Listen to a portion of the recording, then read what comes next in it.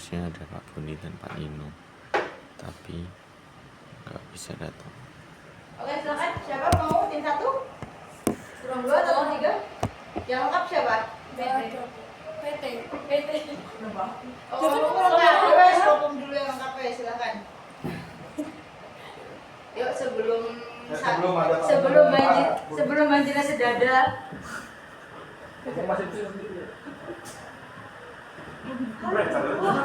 Apa? Loh, kok kelompokku 2 sih belum datang nih? Oh iya. Iya, anjir sing satu ini kan kos jalan kehujanan anjay, kasihan pasti. Soalnya nggak berangkat dari pagi. Nggak tahu sih, Bu. Nggak tahu sih. Itu juga perusahaan. Kok dingin ya, Boy? Pet, kamu udah bikin bitly-nya kah?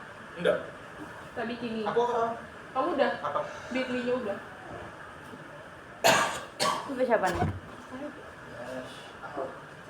Itu crochet. Itu masih enggak. Tapi rajut. Dari aja, kayak masuk gak besok? Wah. Yang satu.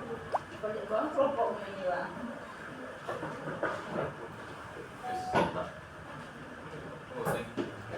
Ini saya udah, by the way saya ini sudah bikin form penilaian presentasi. Jadi kriterianya dari ada substansi sama presentasi. Substansi, keunikan dan relevansi topik harusnya dibilang sebelumnya. Penggunaan data dan bukti pendukung, kedalaman dan kekritisan analisis, komunikatif dalam penyampaian hasil studi kasus, dan penguasaan materi dalam tanya jawab. Oke, waktunya 15 menit teman-teman ya. Silakan take your time. Kebanyakan. Enggak. Harusnya pas.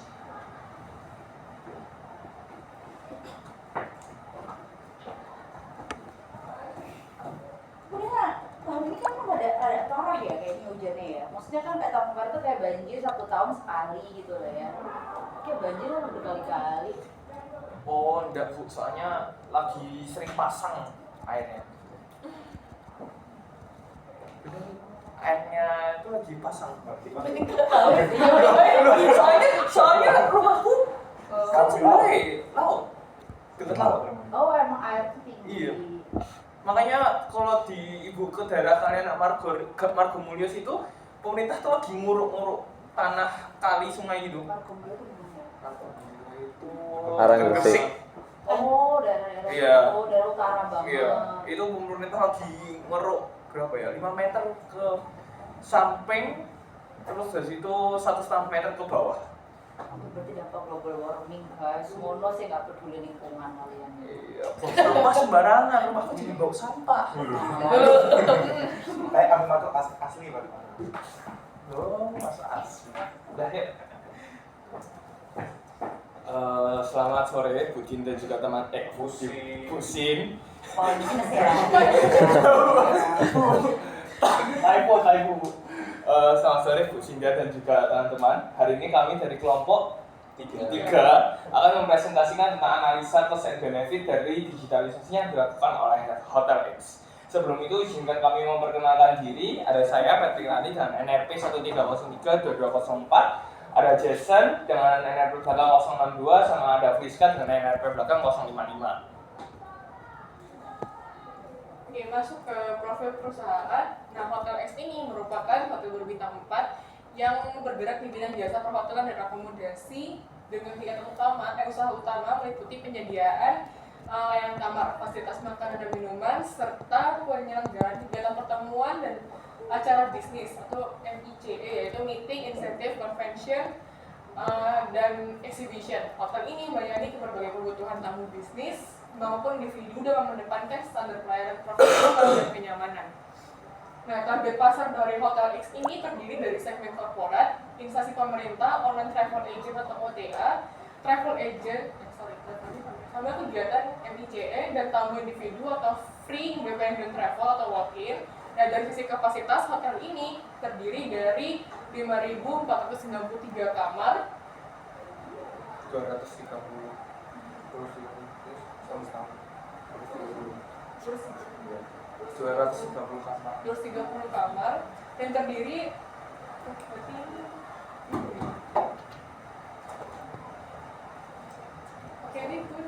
ini agak salah penyampaian. Ini 5.493 kamar itu dalam tahun pemesanannya, selama sebulan. Dalam kegiatan operasional dan pemasaran kamar, Hotel X ini memanfaatkan berbagai saluran pemasaran, baik melalui online travel agent atau OTA maupun melalui aplikasi internal yang dimiliki oleh perusahaan tersebut. Nah, OTA ini digunakan sebagai sarana distribusi yang menjangkau pasar yang luas dan beragam. Sementara itu aplikasi internal grup yaitu MyX dan dimanfaatkan sebagai platform pemesanan langsung bagi tamu. Nah, saat itu Hotel X ini juga menerapkan sistem keanggotaan MyFi yang bernama MyFi sebagai program loyalitas yang memungkinkan tamu memperoleh manfaat tambahan dari pemesanan dan penggunaan layanan hotel. Dan penerapan kedua sistem tersebut didukung oleh proses sosialisasi dan pelatihan kepada karyawan, khususnya pada kegiatan front office dan food and beverage untuk mendukung kelancaran operasional dan pelayanan kepada tamu. Nah, melalui pemanfaatan OTA ini, aplikasi internal grup secara bersamaan, Hotel X berupaya menyesuaikan diri dengan perkembangan digital di industri perhotelan serta memenuhi preferensi tamu yang beragam dalam melakukan pemesanan dan menikmati pelayanan hotel.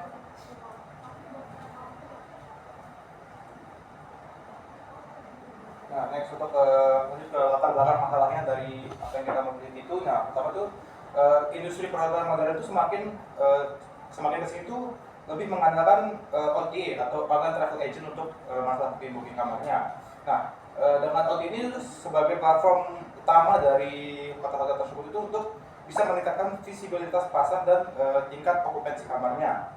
Nah, di sini Hotel X itu sebagai hotel berbintang 4 di Surabaya itu di kawasan perkotaan juga itu memanfaatkan OTA sebagai bagian dari strategi distribusi tujuan kamarnya. Lalu untuk permasalahan utama di sini itu setelah kita menelusuri, kita mewawancara salah satu orang di dalam Hotel X ini, nah penggunaan OTA ini itu menimbulkan masalah pada sisi pendapatan atau dari sisi revenue karena komisi potongan itu cukup besar dari OTA sebesar 18%. Nah ini kan cukup jauh berbeda mungkin jika dibandingkan dari potongan yang didapatkan jika Hotel X ini menggunakan aplikasi bookingnya sendiri, yaitu sebesar 4%. Nah itu kan ada angka yang cukup banyak yang didapatkan dari potongan komisi tersebut. Nah dari perspektif akuntansi manajemennya di sini penggunaan OTA itu merupakan keputusan strategis yang harus dievaluasi berdasarkan keseimbangan antara cost and benefit sendiri yang dikeluarkan dan diperoleh oleh bagi hotel itu. Nah jadi lebih harus diperhatikan cost dan benefit jika menggunakan OTA atau menggunakan aplikasi booking dari pihak hotel sendiri. Nah, di sini masuk ke digitalisasi dalam industri perhotelan itu, ini mendorong perubahan signifikan dalam industri perhotelan, khususnya pada cara hotel itu untuk mengelola saluran distribusi dan mengambil keputusan manajerial terkait penjualan kamarnya.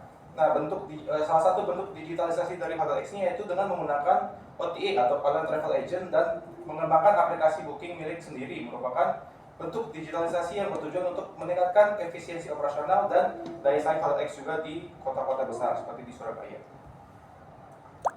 Nah, di sini perspektif akuntansi manajemennya itu digitalisasi itu tidak hanya dipandang sebagai inovasi teknologi, tetapi juga sebagai keputusan ekonomi yang harus dievaluasi berdasarkan perbandingan cost dan benefitnya. Nah, nggak masuk akal jika pihak Hotel X ini menggunakan digitalisasi berupa travel agent tadi, online travel agent, tapi mungkin mendatangkan banyak pesanan kamar, tapi kan harus dilihat juga cost yang dikeluarkan berapa, benefitnya apakah seimbang dengan costnya, dalam artian apakah cost itu lebih besar daripada benefit yang didapatkan.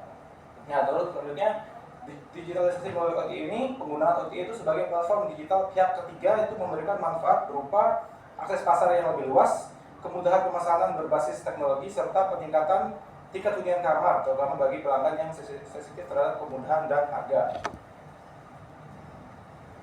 Nah, lalu ini digitalisasi melalui aplikasi booking hotel yang tadi sempat disinggung oleh Rizka. Pertama itu, hotel ini tuh memiliki nama aplikasi itu disamakan menjadi MyX. Nah, itu adalah aplikasi sendiri yang dibuat oleh hotel untuk bisa membooking kamar, untuk melihat info harga kamar juga. Nah, digitalisasi melalui aplikasi Booking resmi milik Hotel X ini itu menghasilkan struktur biaya yang lebih efisien dengan potongan komisi sebesar 4% jika dibandingkan kalau yang tadi OTA itu 18%, sehingga memberikan margin yang lebih besar tanpa menambahkan biaya operasional kamar yang bersifat relatif lebih tetap.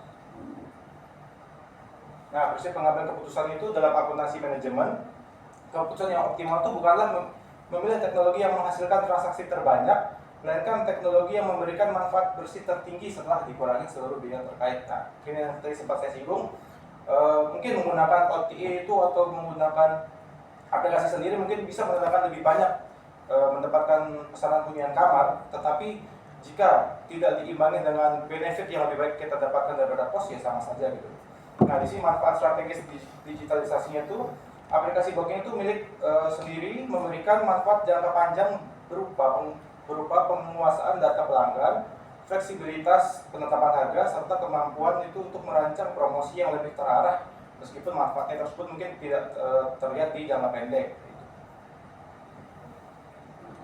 Oke, untuk pendekatan penghitungan analisanya kita menggunakan metode TDM, di mana sebelum itu aku mau menjelasin kayak konsep dasarnya data yang aku mau pakai ini.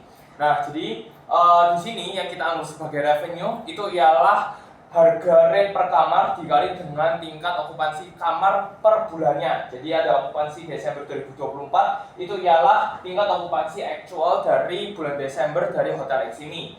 Nah, dimana kalau misalkan teman-teman lihat okupansi penuh itu kita punya total 230 kamar, atau kalau misalkan di total dalam waktu 1 bulan kita punya harusnya total okupansi yaitu 6.900. Nah, dalam penelitian ini, analisa untuk cost-nya itu kan sebenarnya banyak ya. Kalau teman-teman perhatiin di hotel ada service, terus habis itu baik bahan baku makanan dan sebagainya. Tapi dalam analisa kali ini kita menganggap itu sebagai cost yang irrelevan. Kenapa? Karena mau pakai OTA maupun pakai yang aplikasi dari hotel itu sendiri, kita akan tetap sama-sama mengeluarkan biaya yang sama. Nah, di sini biaya yang awal relevan ialah hanya biaya komisi dan juga biaya maintenance dari aplikasi milik hotel itu sendiri. Nah, terus habis itu di sini untuk komisinya seperti yang sudah disebutkan di awal, untuk OTA itu sebesar 18%, untuk hotelnya itu hanya 4%. Next. Terus habis itu di sini dari pihak hotel juga menunjukkan bahwa dari sisi OTA itu rata-rata gross selama 3 tahun itu kurang lebih 35% semenjak pandemi COVID-19. Terus habis itu kalau untuk hotel aplikasi hanya 4% per tahunnya. Nah, dari situ kita bisa dapetin untuk data okupansi dari keseluruhan hotel. OTA itu mengambil 47% dari keseluruhan aplikasi hotel itu sebesar 33,44%, dan yang kosong atau kita anggap sebagai idle di sini sekitar 18,8%. Nah, untuk next. Nah, di sini sebenarnya dari pihak hotel, karena kita di sini bicara hotel cabang, pihak hotel tidak memberikan pernyataan bahwa mereka menanggung beban kelola maintenance dari aplikasinya. Oleh karena itu, dengan sumber yang tertera, kita mengasumsikan untuk bug fixing, server cloud hosting, security and backup, integrasi untuk payment, support and monitoring, kita menjumlahkan total biaya maintenance sebesar 15.500.000 per bulannya. Oke, nah angka perhitungan di sini kita mau berfokus di bagian actual Desember 2024 dulu, di mana revenue-nya itu kita dapetin dari boleh nggak sih aku nunjukin spreadsheet-nya aja, Bu? Apa? Boleh nggak nunjukin spreadsheet-nya aja? Boleh, boleh.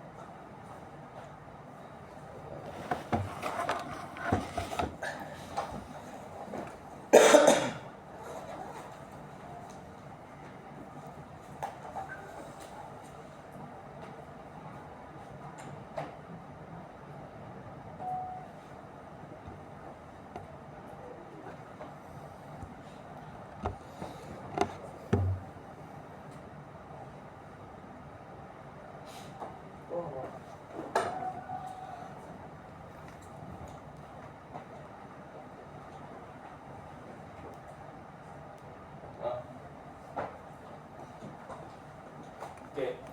Nah, jadi untuk mendapatkan angka yang astaga. Kok ini langsung tuliskan enggak kuat-kuat terus.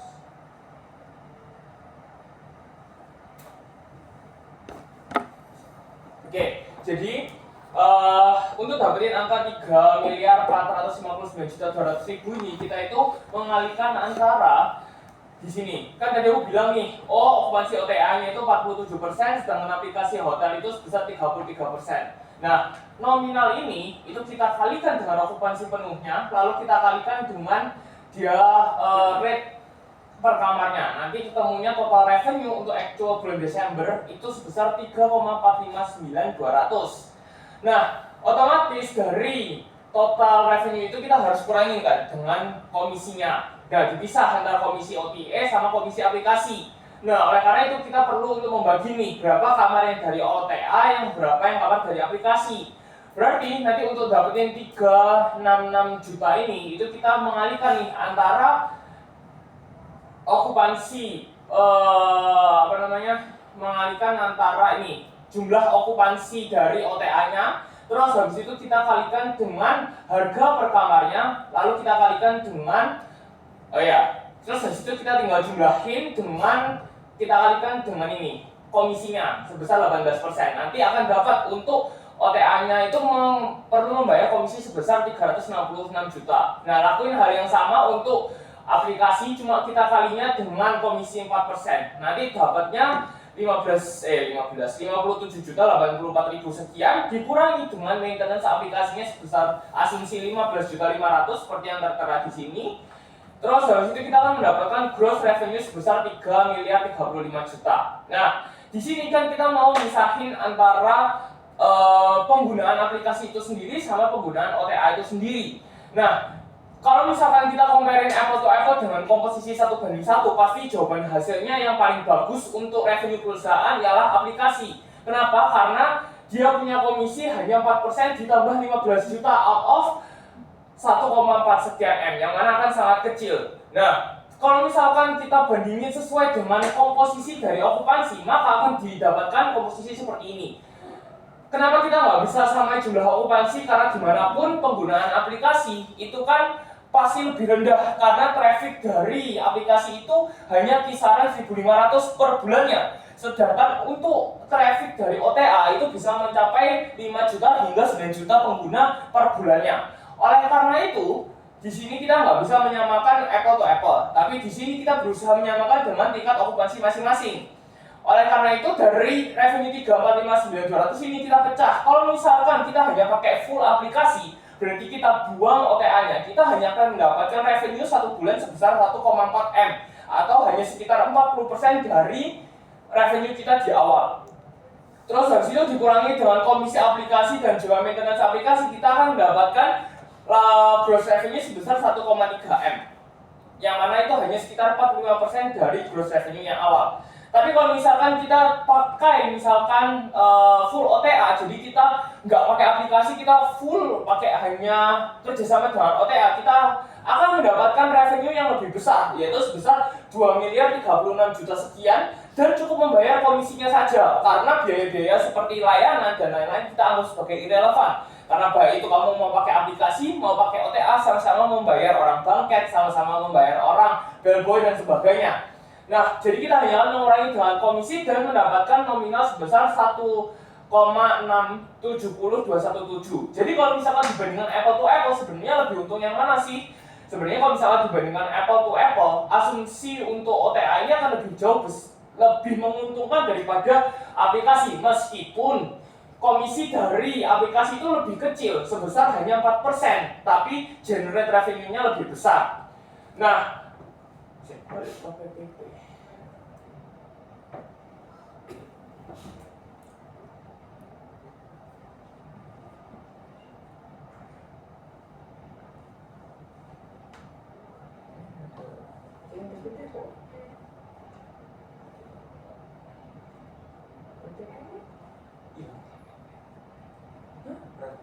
Apa sih gini? Nah, oleh karena itu, berarti kalau misalkan secara kuantitatif bisa kita bilang bahwa OTA itu tetap lebih menguntungkan. Kenapa? Karena dia generate income yang lebih besar bagi perusahaan. Nah, terus habis itu kita masuk ke analisa kualitatifnya. Pertama, dari secara one stop solution. One stop solution itu apa sih? One stop solution itu artinya kamu datang ke sebuah web service atau aplikasi dan kamu bisa menyelesaikan banyak keinginanmu. Kalau misalkan teman-teman ke Traveloka atau Agoda, kamu kan bisa tuh pesen baik itu transport, hotel, terus habis itu ya pesawat terbang, kereta dan sebagainya. Sedangkan kalau misalkan bahkan untuk hotelnya pun dia memberikan banyak pilihan range harga yang sesuai dengan teman-teman mau. Tapi kalau misalkan untuk masuk ke web hotel itu sendiri, anggapannya kalau teman-teman mau bandingin nih, berarti harus masuk webnya Santika sendiri, web X sendiri, web Y sendiri, web Z sendiri. Nah, yang mana itu akan menjadi sangat tidak efisien buat penggunanya. Ya. Oke, nah itu yang dimaksud dari one stop solution. Jadi secara efisiensi pengguna dimanapun itu akan lebih efisien menggunakan OTA. Yang kedua, kelengkapan informasi. Kalau misalkan teman-teman lihat di sini, jadi nggak ada hotelnya kan ya? Nggak ada, oke. Nggak ada nama hotelnya. Nah, jadi kita membandingkan nih antara masuk ke webnya hotel dengan masuk ke web OTA dengan hotel yang sama, mereka menyajikan informasi yang berbeda. Kalau di webnya hotel, dia hanya nunjukin bahwa ini loh kamera yang tersedia, yaitu Deluxe Room King, 1 bed di mana hanya up to 2 guest dengan fasilitas free wifi, sleeper, air conditioning, laundry service. Tapi ketika teman-teman masuk ke OTA, dia juga bisa menyajikan mungkin gambarnya bisa dilihat sama, ya kan? Terus dari itu tapi dia secara detail itu dia lebih detail. Oh, ukuran kamarnya itu sekian. Ini tuh city view.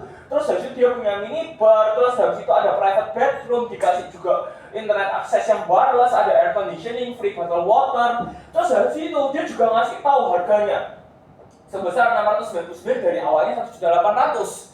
Nah, yang kemudian fitur yang paling orang sering pakai juga di web service OTA itu ialah filter ini. Oh, misalkan aku mau ruangannya smoking atau non smoking. Nah, di hotel itu dia tidak menyediakan filter itu. Biasanya akan kita tanyakan tuh melalui notes atau chat ke adminnya ketika melakukan booking. Nah, keunggulan dari filter ini tuh membuat web OTA service itu jauh lebih lengkap dalam memberikan layanan kepada pelanggannya. Nah, selain itu kalau misalkan kita perhatikan dari harganya dengan hotel dan kamar yang sama, yaitu Deluxe Room King Bed, aku lupa screenshot. Tapi yang di hotel itu dia nunjukin harga sekitar 793.000. Sedangkan di web OTA dia itu punya harga benih sebesar 699.000. Meskipun kalau misalkan teman-teman daftar yang di aplikasi My Fee-nya itu tadi, itu teman-teman bisa dapat potongan yang nanti jatuhnya seperti harga ini. Nah, jadi secara harga akan lebih menarik buat di OTA itu sendiri. Terus habis itu yang kedua, kecepatan web service. Sebelumnya kita sudah menguji, kita mau pesan nih kamar yang sama. Proses dari web service-nya hotel yang kita uji ini itu lebih lama, kurang lebih hampir 1-2 menit. Sedangkan kalau misalnya untuk OTA, teman-teman boleh coba sendiri, itu jauh lebih cepat. Bahkan kalau misalkan teman-teman menghilang sedikit aja dari webnya, dia itu akan ngeluarin notif bahwa promonya ini hanya berlaku 20 menit lagi. Jadi dan pesan ini apa? Segeralah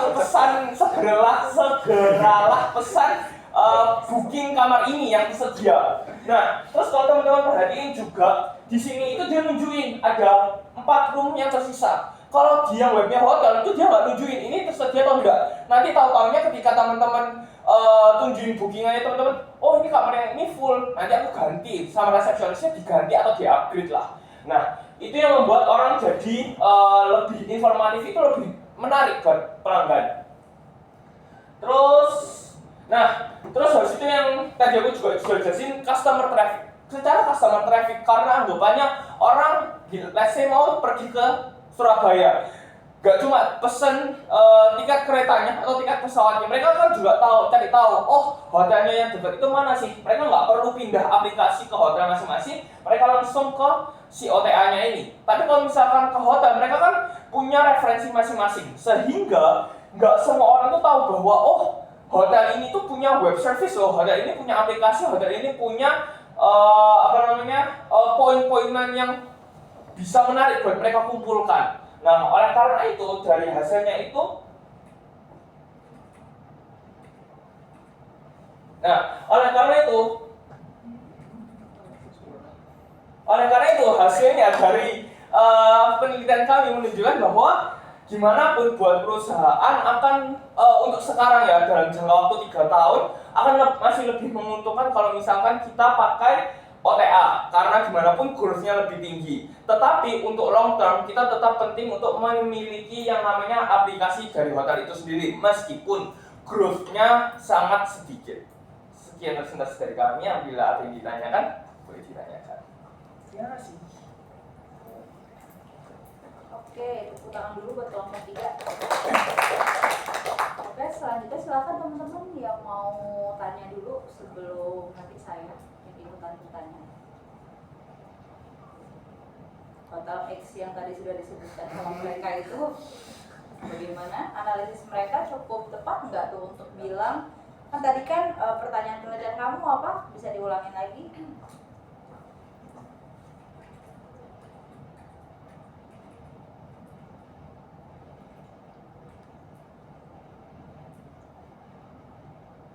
Pendapatan karena tingginya kepotongan komisi revenue. Pertanyaan penelitian yang mana? Oh, oke, kok nggak ada ya? Oke lah.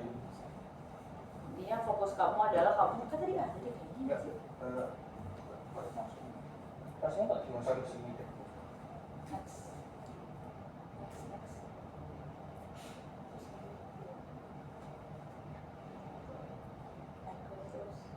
Oh ya udah, aku ngantuk. Oke, berarti kan belum pada pertanyaannya sebenarnya itu dalam sebuah hotel gitu kan lebih baik pakai OTA atau pakai aplikasi sendiri gitu kan ya. Jadi basic problemnya itu, dan dari hasil analisis mereka menganggap bahwa OTA gitu ya di kondisi yang sekarang ya di perusahaan X ini adalah bisa jadi lebih baik gitu ya. Dengan tadi pakai frameworknya tactical decision making ya, dan tadi udah coba mungkin ke perhitungan kuantitatifnya. Pakai Excel atau? Enggak, yang ini aja, di sini aja langsung. Oke, dimana kalau secara perhitungan kuantitatif bahwa ini kalian apple to apple ya, dibikin semuanya full sama-sama pakai itu komposisi ya, masing-masing. sama pakai itu masing-masing. Oke, di situ dibilang bahwa OTA net benefitnya ya, mungkin bukan gross revenue, lebih tepatnya net benefit, karena ini kan bukan revenue ya, basically kan cost and benefit ya. Jadi net benefitnya ada di OTA gitu ya, lebih tinggi. Oke, nah silakan teman-teman ada yang mau komentar. Itu sebelah kiri apa ya yang kosong? Aku awalnya mau bandingin dengan komposisi yang sama, tapi ternyata hasilnya itu lebih, kalau misalkan Apple kondisi customer-nya kayak 100 sama 100 gitu Bu, pasti untungan yang aplikasi karena kan komisinya kecil. Jadi enggak, ini salah nih, kurang dipotong.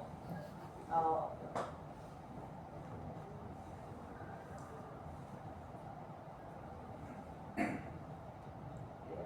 Terus kemudian kalau bisa perbandingan yang aktualnya yang dengan okupansi, Tuh, dengan apa sih pasti? kan tadi kan kamu juga udah punya okupansi sendiri ya, bahwa yang OTA itu kan 40%, yang itu 30% ya masih, yang OTA itu kan emang lebih banyak. Kalau misalnya menggunakan itu, iya, ini jadinya pakai dengan okupansi yang itu, maksud itu jadinya angkanya yang ini Bu. oh iya okupansi berarti itu Iya. kan? Oh iya, berarti kan pakai asumsi, berarti kan bukan full dong. Kalau full itu dalam kotak saya 100%. Oh iya, bukan maksudnya. Iya, maksudnya ini full okupansinya masing-masing gitu Bu, maksudnya. Salah kata. Iya, maksudnya full okupansi dari hotelnya. Iya. Lalu kalian tetap bikin 40% di OTA Iya. dan 30% di iya benar-benar. Tapi mungkin kata-katanya Iya, mungkin kan soalnya ya. kalau perlu pendek-pendek. Oke, di sini mungkin emang pasti akan lebih tinggi OTA karena tadi ya dia itu Lebih besar, gimana pun generate revenue-nya itu. Oke, ini cara mereka menghitung, teman-teman ada yang mau dikomentari? Atau mau tanya, ada yang nggak jelas? Udah sempurna lah ya, dapat A? Masuk sih. Tidak ambil. Ini apa namanya, perusahaan sudah memberikan izin ya untuk mempresentasikan ini. Izinnya izin boleh sebut nama atau tidak? Sebenarnya tidak. Oh sebenarnya tidak, oke. Berarti tidak jadi A berarti ya. Oke. Bukan Bu, itu kan karena sering ngomong gitu ya Bu Oh, ya. gitu. Jadi keting tuh kayak nggak keceplosan. Oke, sekarang saya mau nanya deh kalau mungkin teman-teman nggak ada yang nanya. Tadi kalian sempat bilang ada komisi aplikasi ya. Iya. Nah itu kan punya perusahaan sendiri. Komisi yang dimaksud itu komisi apa ya? Komisi 4% itu Bu. Jadi anggapannya kan apa ya, ngomongnya itu mereka itu kan tetap gimana pun pakai hotel ini itu kan bukan hotel apa yang ngomongnya itu tak salah ngomong Jadi kan grup hotel. ya grup kan Bu. hotel, Nah ada. itu kan berarti bukan web service-nya jadi dia. 4% itu adalah yang dibayar ke pusat. Iya, jadi anggapannya ya pantesan nggak perlu bayar maintenance aplikasi. iya. Ya. Paham. Saya pikir 4%-nya ini adalah misalnya kayak dia itu apa namanya? Kayak nggak sih guys, kan kita pas setiap transaksi itu kan kadang butuh mid-trans buat payment. Iya, anggapannya even BCA pun kan ada 1000-nya gitu kan Bu. Iya, tapi dalam otakku itu bukan bayarnya ini bukan ke parent, tapi aku pikir tuh ini bayarnya tuh ke eksternal. Oh enggak Bu, ini bayarnya ke kalau parent. misalnya udah kayak gitu berarti 4% itu sama dengan maintenance aplikasi. Iya. dong. Oke, berarti yang lebih baik maintenance aplikasinya nggak ada. Iya, makanya itu Bu. Sorry ya untuk soal itu.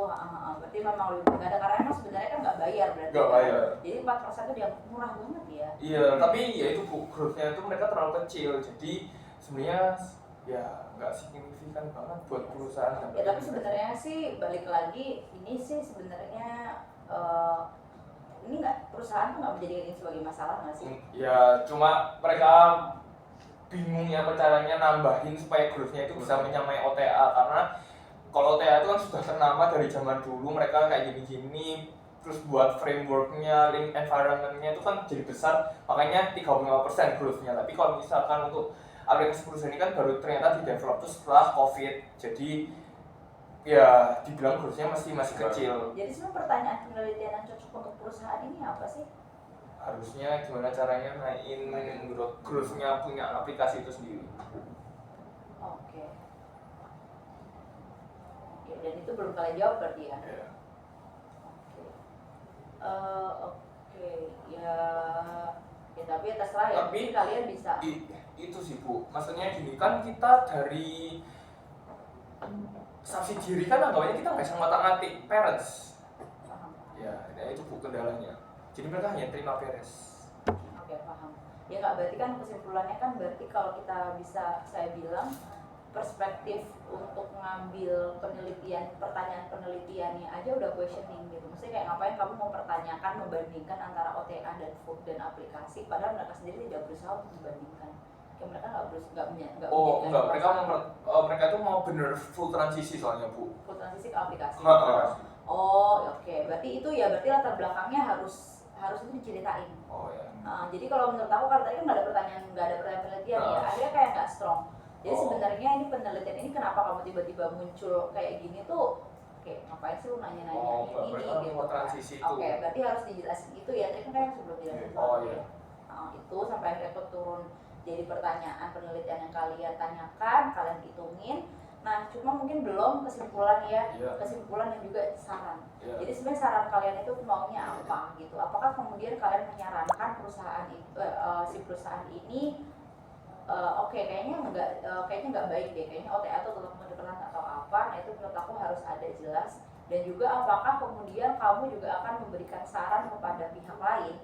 Misalnya kayak kemudian kamu juga merasa bahwa untuk para pengusaha hotel lain gitu ya, bahwa ternyata OTA yang administrasinya besar itu tidak berarti serta-merta itu lebih buruk.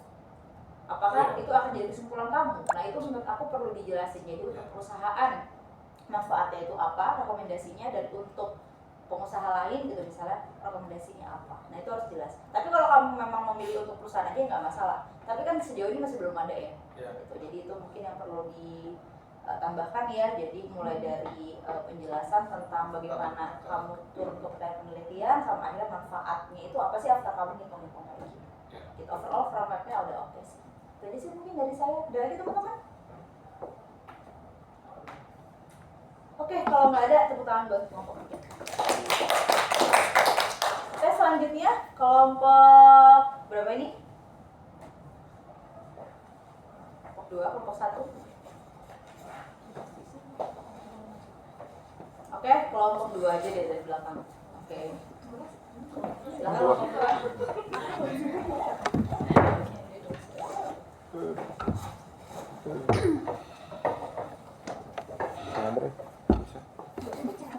Aja dulu. Oke, bukaan Chrome link musiknya kan harus tak bikin loh. Coba. Dek, ikut.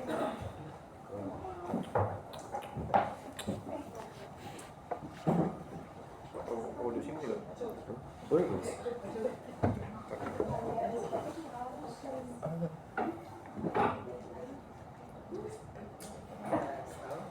Enggak ada di sini ya.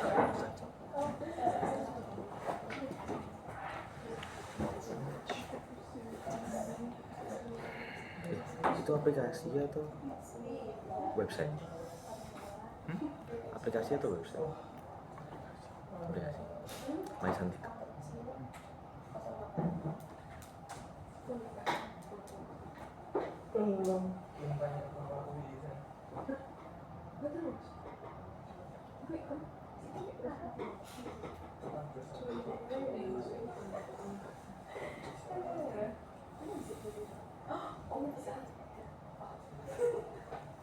Selamat sore Bu Sin dan teman-teman semua. Kami dari kelompok kedua ingin mempresentasikan terkait PT Indopoli. Di sini ada saya, Renia, ada Michelle, Shelin, dan Krisna. Nah, pertama ini gambaran umum badan usahanya, di mana PT Indopoli itu adalah perusahaan publik Indonesia yang bergerak di bidang manufaktur. Nah, di sini dia memproduksi plastik, khususnya film, baik seli oriented, olipropylene atau BOPP, dan biaxeli oriented polyester atau BOPET. Di mana industri ini yaitu kemasan fleksibel. Nah, didirikan pada tahun 24 Maret 1995 dan mulai beroperasi itu pada tahun 1996 dengan kapasitas produksi awalnya itu 100 ton per tahun, 10.000 ton per tahun di Karawang, yaitu Jawa Barat. Nah, di sini juga memiliki pabrik di Tiongkok, di mana kantor pusatnya itu juga berada di Jakarta. Perusahaan ini memproduksi beberapa jenis film plastik untuk kemasan rokok, makanan, non-makanan, label, dan media grafis dengan merek dagang Ilin. Di sini juga ada latar belakangnya, di mana di dalam era industri 4.0, perusahaan manufaktur ini, khususnya industri flexible packaging, dituntut untuk mampu membuat keputusan taktis secara cepat dan akurat, dan di mana ini sangat fluktuasi dengan harga bahan baku dan persaingan yang ketat. Juga ada siklus pendapatan yang menjadi aktivitas krusial karena berpengaruh langsung pada arus kas, namun sering terjadi kendala oleh keterlambatan informasi akibat sistem yang terfragmentasi, sehingga itu berpotensi menimbulkan kesalahan keputusan seperti penempatan harga dan pemberian kredit yang tidak tepat. Indopoli juga telah menerapkan digitalisasi melalui sistem ERP, di mana ini untuk mengatasi tantangan tersebut, namun peran teknologinya itu sebagai instrumen strategis dalam meningkatkan kualitas keputusan taktis terkait pricing, credit control, dan alokasi persediaan yang perlu disajikan secara lebih lanjut. Selanjutnya, berdasarkan latar belakang tadi, kami mengemukakan sebuah pertanyaan penelitian, yaitu bagaimana pengaruh implementasi digitalisasi teknologi terhadap kualitas tactical decision making pada siklus pendapatan atau revenue cycle di PT Indopoli Surakarsa Industri. Nah, jadi untuk yang pertama itu kita masuk ke bagian pembahasan. Jadi yang pertama itu kan tadi udah disinggung juga di latar belakang penelitian, yaitu pertama ada salah satu permasalahan atau manfaatnya menerapkan sistem ERP itu ada di penetapan harga. Yang pertama itu di bagian pertama ada integrasi data biaya manufaktur secara real time. Jadi sebelum digitalisasi itu penentuan harganya itu didasarkan sama biaya rata-rata bulan lalu atau historical cost. Yang hal ini biasanya itu kayak menimbulkan jeda-jeda tersendiri, kayak maksudnya informasi dari bulan lalu kayak belum tentu bisa diterapkan di bulan ini gitu. Terus dengan adanya sistem ini, motif modul material manajemen UMM yang mencakup pembelian resin ini bisa langsung terhubung dengan produk costing, yang dimana setiap kali ada penerimaan bahan baku resin dengan harga pasar sekarang ini, atau kalau misalnya pas ada kenaikan, sistem itu dapat secara otomatis untuk menghitung HPP standar per kilogram film karena dia produksi kertas film.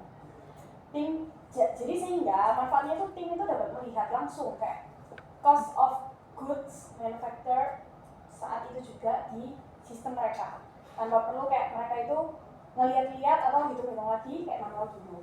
Dan dimana ini tuh dapat menghilangkan resiko kayak karena udah tahu COGM-nya berapa sih, nggak mungkin dong kita jual dengan harga rugi dengan alasan aku nggak tahu harga COGM-nya berapa.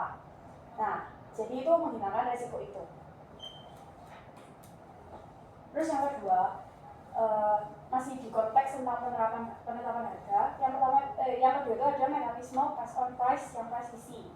Di mana sistem ini tuh menyediakan simulasi margin. Jadi kayak di sistem ini tuh ada perhitungan atau simulasi saat kayak sales atau apapun itu memasukkan pesanan, sistem itu dapat menghitung antara selisih harga jual yang ditawarkan dengan HPP actual hari ini. Jadi bukan kayak HPP kemarin atau bulan lalu atau tahun lalu, tapi actual hari ini.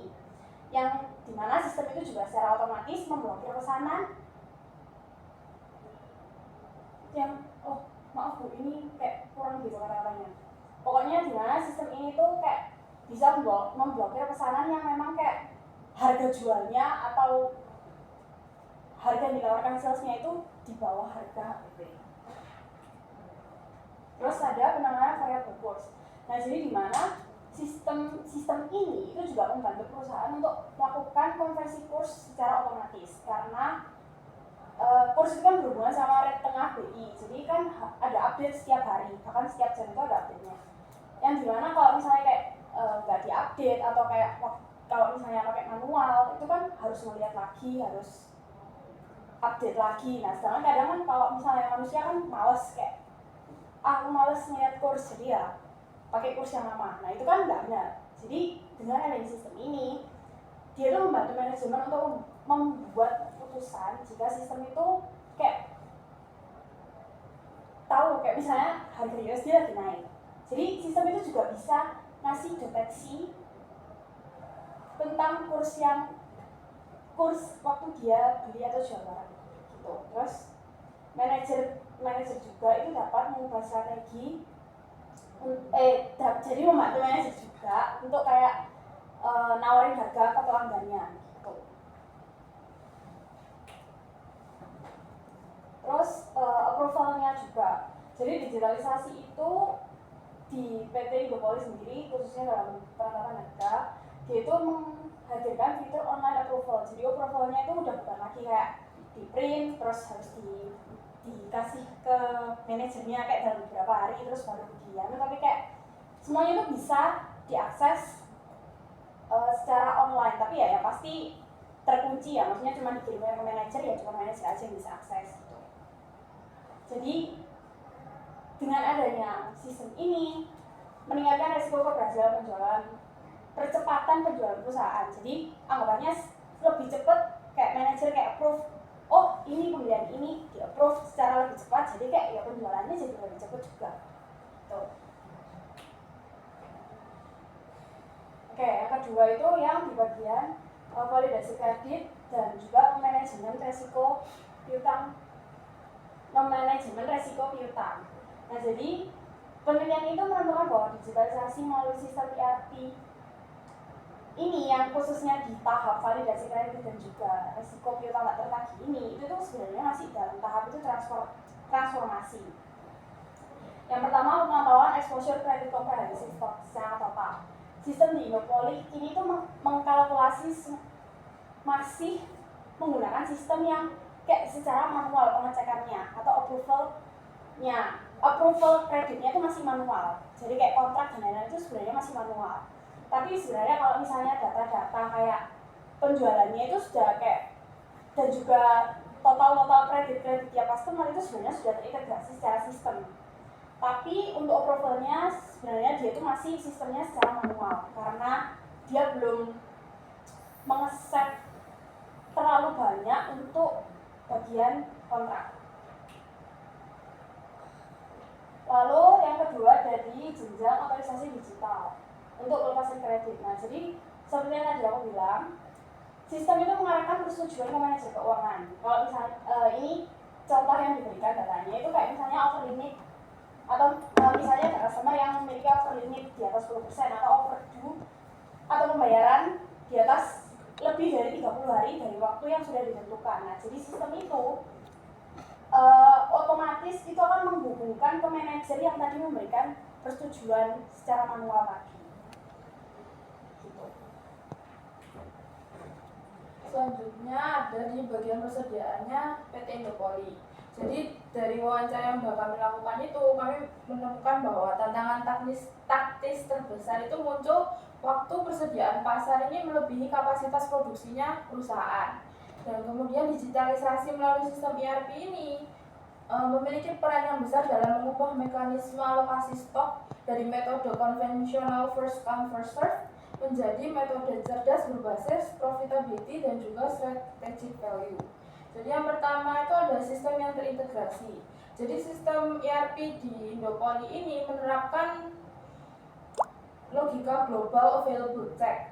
Jadi sistem ini nggak cuma melihat stok fisik yang tersedia di gudang, tapi sistem ini juga memperhitungkan stok dalam proses produksi atau work in prosesnya mereka dan jadwal mesin yang akan datang. Kemudian keputusan taktis yang diambil perusahaan ini biasanya diambil berupa pengalihan sumber pengiriman atau yaitu dengan memenuhi pesanan klien di Indonesia menggunakan stok dari pabrik Cina demi menjaga kepuasan pelanggan. Kan dia pabriknya itu ada di Purwakarta dan juga ada di Cina. Jadi kalau misalnya ada contohnya pabrik di Purwakartanya kurang untuk memenuhi pesanan pelanggan, nanti dia bakalan ambil dari pabrik yang di Cina. Selanjutnya ada manajemen stok mati dan slow moving. Jadi salah satu pengurang profitabilitas di industri PT Indopoli yaitu industri yang film plastik tadi itu, yaitu kalau misalnya barangnya dia, stoknya dia tuh mengendap terlalu lama gitu, karena kan dia film plastik ya, plastik film gitu. Jadi kalau misalnya terlalu lama disimpan, kualitasnya itu juga bakalan menurun lama kelamaan. Makanya itu kan perusahaan pengen kayak, oh iya ini kalau misalnya udah ada kayak dalam tanda kutip expired date-nya lah ya, ada batasan-batasannya yang dimau perusahaan itu mereka mau kayak itu dijual secepatnya. Biasanya kalau sama barang kayak gitu itu perusahaan membuat kayak diskon-diskon gitu, kemudian dijual ke pelanggan. Selanjutnya ada optimasi pengiriman parsial atau split delivery. Jadi kadang pelanggan itu bakalan mesen jumlahnya itu lebih dari stok yang dipunya oleh perusahaan. Kayak contohnya pelanggannya mesen 50 ton, tapi ternyata di inventory perusahaan tuh kita cuma punya 30 ton. Nah gimana ya? Nah dari sistemnya perusahaan ini, perusahaan ini jadi bisa menghitung kayak kira-kira kalau misalnya kita mengirim parsial kayak dikirim 30 ton dulu sesuai stok yang kita punya itu, kira-kira kita masih tetap untung nggak? Sama kalau misalnya kita nunggu stoknya kita itu udah 50 ton baru dikirim gitu. Lalu kesimpulannya pada penelitian ini menyimpulkan bahwa digitalisasi teknologi memiliki pengaruh yang signifikan terhadap efektivitas tactical decision making pada siklus pendapatan pada PT Indopoli Swatasa Industri. Melalui integrasi sistem informasi yang menyeluruh, perusahaan berhasil mentransformasi proses pengambilan keputusan dari yang mana berbasis intuisi menjadi berbasis data real time. Hal ini membuktikan bahwa teknologi bukan hanya alat pendukung operasional, melainkan instrumen vital yang menjaga stabilitas finansial dan keunggulan kompetitif perusahaan di tengah persaingan industri manufaktur global. Oke, terima kasih banyak. Udah selesai? Sudah. Oke, tepuk tangan dulu dong buat kelompok kedua. Setelah ini Joko ini nggak di Surabaya ternyata. Enggak, Bu. Nah, terus kalian? Oh, kita Zoom. Oh, Sama iya, sama hebat sekali punya akses. Oke, teman-teman ada yang mau ditanyakan dulu? Ini cukup agak keren gitu ya, bisa punya akses untuk bahas ERP yang besar gitu ya. Mulai dari kalian jadi kebayang gitu ya. Oh, ERP itu kayak begini gitu ya. Kalau mungkin dulu kalian cuma belajar doang di kelas SIM, ERP adalah gitu kan, itu Oppo gitu kan ya. Nah, ini mungkin kalian jadi lebih kebayang gitu, oh ya itu digunakannya seperti ini toh gitu ya, dan itu digunakannya efeknya ke dalam AM, ada bla bla bla bla bla gitu ya. Oke teman-teman, ada yang mau ditanyakan? Mau nggak? Silakan. Tadi kan kalian udah bahas masalah currency, benar ya? Iya. Yang dia sudah implement itu nggak dalamnya? Dalam ERP-nya itu dia ada kayak nggak database-nya tentang currency-nya itu? Ya ada dong. Ada. Kalau enggak kan dia nggak bisa update. Oke, nah yang jadi pertanyaan tuh gini, kan currency-nya itu fluktuatif banget tuh. Apakah perusahaan itu adjust setiap harinya? Anggapannya transaksi hari ini berarti pakai currency hari ini, atau dia sistem ngeloknya gimana? Yang di lock mata uangnya mana? Oh ya, misalnya gini, yuk, aduh aku nggak ngerti ya, maksudnya sing di lock sing Indonesia tuh ya. Kan Pokoknya gini. misalnya gini, Ya. hari ini satu dolar. Oh ini 16.000. masih dolar? Bukan USD, dia. USD. Oh dia Itu nggak pakai USD. mata uang lain, soalnya dia transaksi pakai Cina, dia transaksi sama Cinanya pun itu pakai USD. Oke. Gitu. Jadi yang di lock itu ya cuma satu mata uang itu toh. Yang yaitu yang Ya, yang USD USD-nya, itu oke. tadi. Jadi kayak misalnya satu USD 16.500. Oke. Nah, hari ini ya, per hari ini misalnya 16.500. Nah, data yang di lock sama dia ya udah hari ini 16.500. Besok misalnya harga dolar 16.450, ya dia pasti update lagi sistemnya. Ya, jadi sebenarnya masih tetap manual, tapi kan maksudnya kamu nggak usah input kayak nanti deh perhitungan COGS sendiri, deh perhitungan harga jual, kayak deh perhitungan HPP sendiri, nanti deh perhitungan apa sendiri gitu. Berarti dia nggak ada ngelok kayak conversion rate-nya kan? Dia nggak ada malu kan versi apa. Oh, maksudnya waktu Anggapannya 1 bulan dia lock 1 USD sekian itu. Enggak. kan setiap hari update tetap. Keren ya. Soalnya kalau misalkan yang aku tahu rata-rata perusahaan yang pakai ERP itu dia ngelok, oh periode misalkan bulan ini itu 1 USD itu equal to sekian, supaya mengurangi terjadinya kayak kerugian naik turun dari currency-nya. Sebenarnya kalau currency ini dia tuh masih baru, jadi dia tuh masih kayak trial gitu loh. Kayak antara dia efisien, ya sebenarnya lebih efisien, pasti lebih efisien kayak dalam waktu satu periode.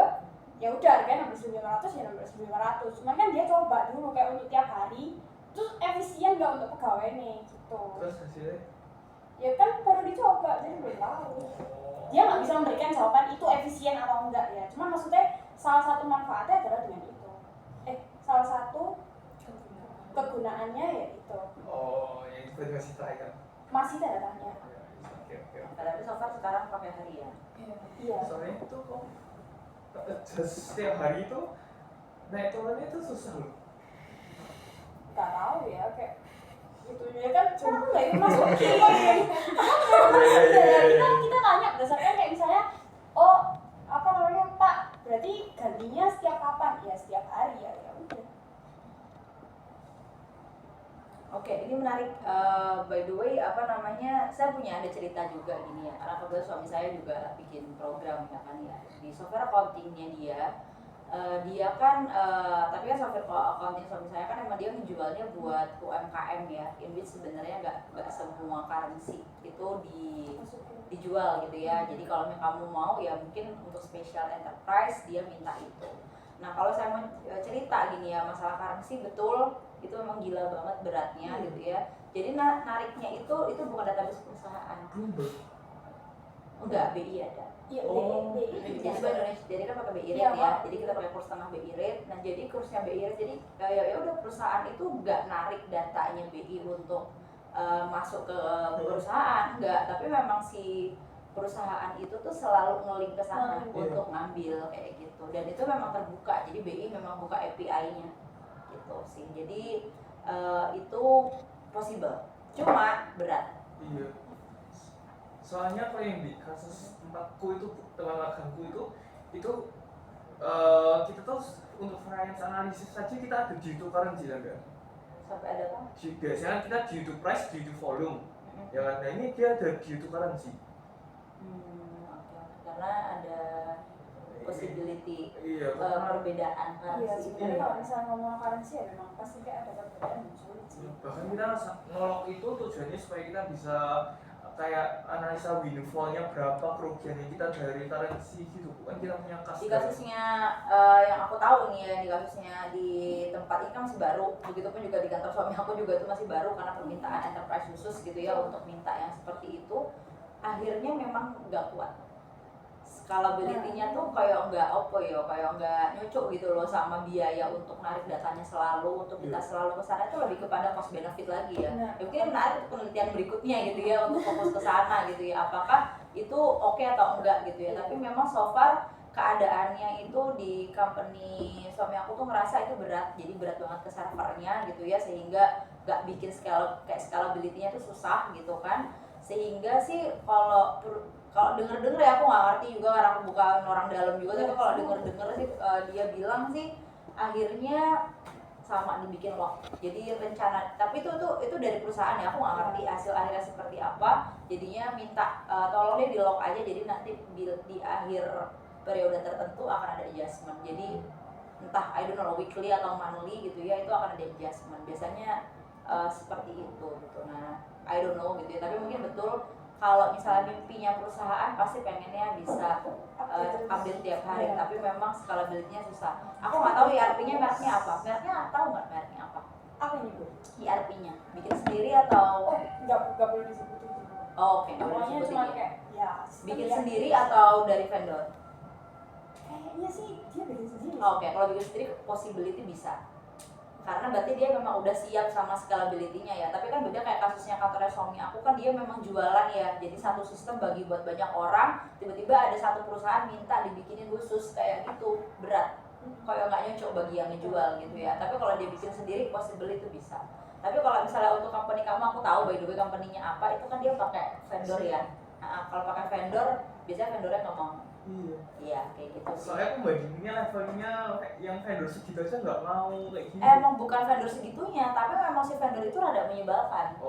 Vendor itu tuh nggak mau, seringkali kalau kita sama vendor, makanya kan teman-teman kalau kita bentar, tapi kan kebetulan nggak ada yang ngambil ya. Jadi memutuskan untuk bikin sendiri atau pakai vendor itu tuh drama juga loh itu. Analisisnya gitu ya. Salah satunya ya ini, vendor tuh suka bikin aturan-aturan yang nggak mau. Yang nggak mau ribet, yang nggak dibolehin gitu ya. Makanya akhirnya orang kayak Pak Greg laku keras. Dalam artian Pak Greg itu kan bikin sendiri. Orang datang ke Pak Greg adalah biar dia mau bikin ERP sendiri maunya dia. Nah model custom kayak gitu kan yang dilayani sama Pak Greg kan. Gitu. Nah itu sih makanya Pak Greg jadi kaya kan. Oke. Bagus, terima kasih. Ada komentarnya, ada komentar lain lagi teman-teman?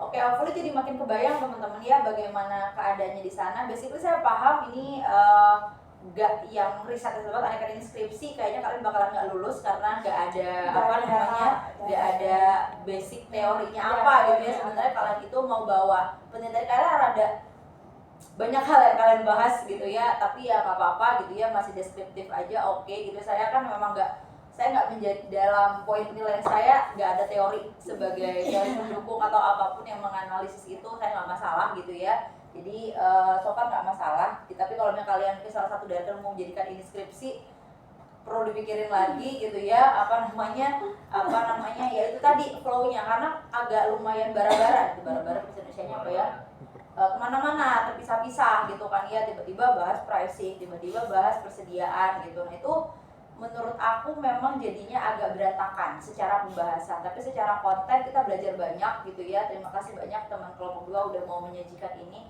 Cuma mungkin pesan saya kembali, saya suka sama kesimpulannya gitu ya. kayaknya menurut aku lebih tepat ya daripada kalian ngambil pertanyaan penelitian bagaimana digitalisasi teknologi itu berpengaruh pada tactical decision making pada siklus pendapatan, yang kesannya menurut aku sangat-sangat kayak kesannya tuh siklus pendapatan tuh dalam otakku tuh yang mulai dari order apa gitu kan, kayak otak saya tuh seperti itu gitu kan. Menurut aku suka sama kata-kata kesimpulan kamu bahwa dengan adanya digitalisasi itu mentransformasi proses pengambilan keputusan dari berbasis intuisi menjadi berbasis data real time.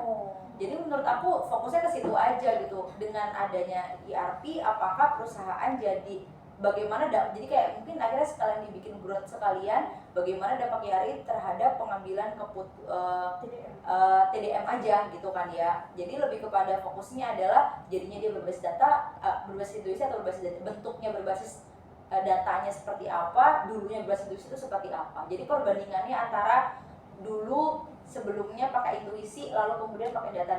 Tadi sebenarnya kalian udah nyebutin itu sih sebenarnya, cuma kayaknya kurang rapi aja. Iya, cuma kita nggak ngerapiin. Maksudnya kayak jadi satu, jadi atas bawah kalau di paper. Nah itu sih mungkin dibikin ada sebuah tabel gitu yang benar-benar untuk menunjukkan bahwa memang itu. Jadi fokus kalian adalah bahwa ERP ini bikin perusahaan ambil keputusan berbasis data gitu. Karena kalau misalnya kalian ngambilnya di siklus pendapatan kayak ada nggak cocok gitu sih menurut aku, apalagi tactical decision making gitu. Padahal tadi beberapa keputusannya juga nggak taktikal juga gitu, kayaknya ada yang nggak yang bener-bener keputusan buat kayak ya kalau keputusan price tadi, keputusan pricingnya itu bukan accept or drop order kan, lebih kepada emang pricing ada accept atau drop itu ya. Oke sih, tapi ya boleh juga sih, tapi mungkin tactical decision mungkin boleh, siklus pendapatannya aja sih yang mungkin rada harapanku kayak agak susah gitu. Jadi nanti kalau misalnya memang kalian fokus ke tactical decision making, coba ya ambil teorinya kan. Kalau tactical decision making ada step 1 sampai step 5 gitu ya. Nah kira-kira itu membantu di mananya. Jadi misalnya dengan adanya ERP, maka ketika kita lagi bikin analisis di step 3 yang analisis kuantitatif, ada dasarnya. Begitupun kualitatif juga ada dasarnya. Misalnya kayak gitu contohnya.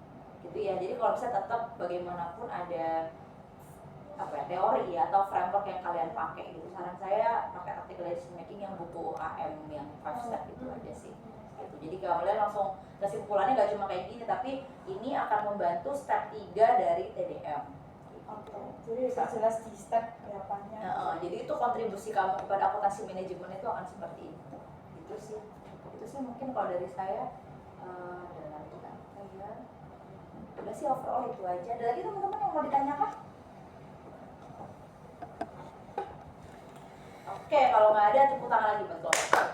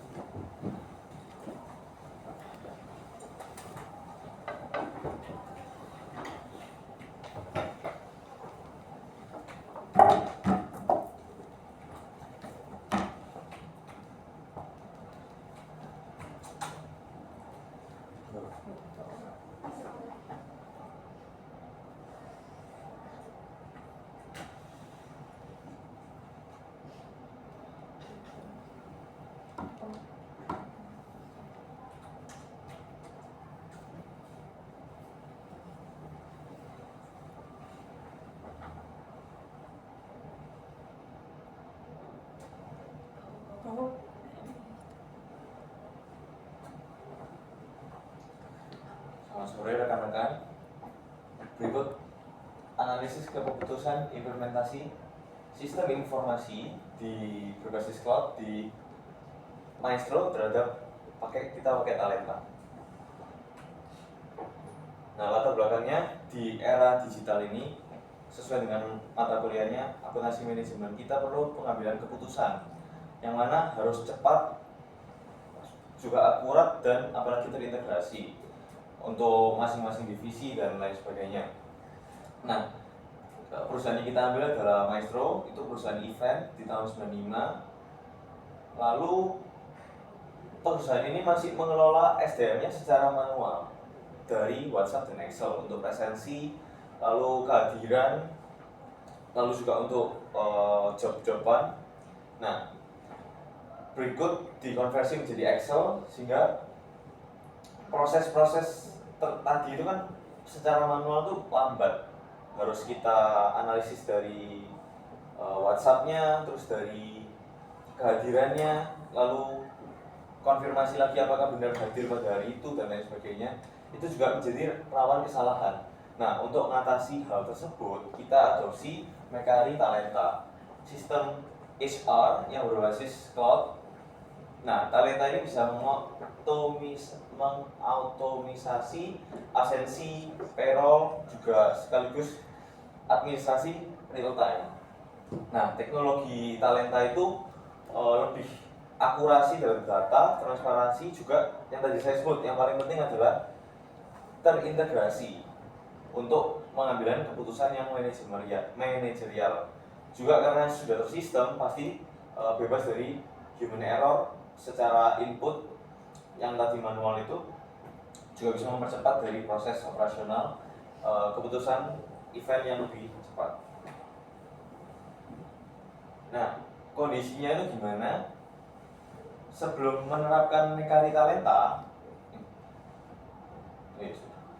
nah, karyawan tuh mengirimkan laporan kehadiran tuh dari WA, terus diinput satu persatu di Excel. Nah, itu kan makan waktu banyak dan perlu ketelitian, mulai dari kepala gudangnya, terus admin, habis itu sama yang ngurus payroll. Nah, semakin kompleks dan semakin makan waktu bila karyawannya itu banyak.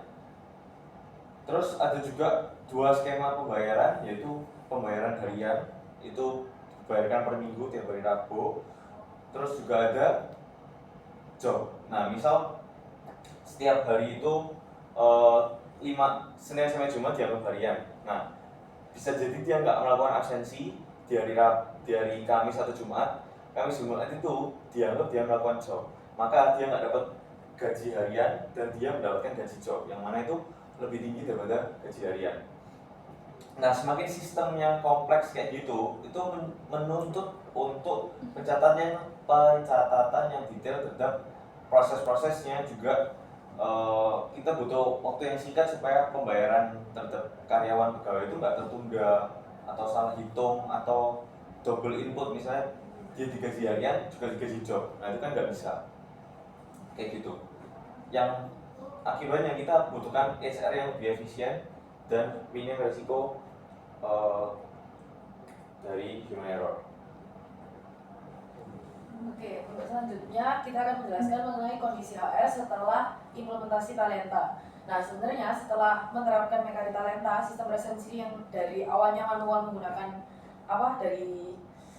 nyatet dari WA terus dipindah ke Excel, itu berubah menjadi sistem digital, di mana dengan adanya Talenta ini sistem presensi itu menjadi lebih mudah, di mana ada sistem clock in atau clock out, di mana dia itu akan mencatat secara real time mulai dari waktu dan juga lokasinya. Jadi karena Maestro ini kan juga jasa event, jadi bisa kerja di mana-mana, nggak cuma di gudangnya. Jadi menurut kami sebenarnya Talenta ini cukup berguna buat dari sisi presensinya. Terus data kehadiran yang tercatat di Talenta ini juga terlihat lebih transparan karena datanya kan otomatis langsung masuk ke dashboard Talentanya, sehingga si HR itu bisa mengetahui kayak kira-kira yang nggak masuk ini siapa, terus habis itu yang kerja harian itu siapa, terus siapa yang kerja job itu siapa. Dimana ketika kamu absen pakai Talenta itu nanti ada kayak sistem clock in itu, terus di bawah itu ada notes. Nah, kalau kamu nggak isi notesnya itu kayak nggak bisa clock in kayak gitu kurang lebih. Terus sistem adanya Talenta ini membantu sistem payrollnya juga, di mana HR itu tidak perlu menghitung secara manual menggunakan Excel, di mana dengan adanya Talenta itu HR ini bermudah dalam menghitung pergajian, sehingga hasil gaji yang didapatkan karyawan itu tidak mungkin salah. Next.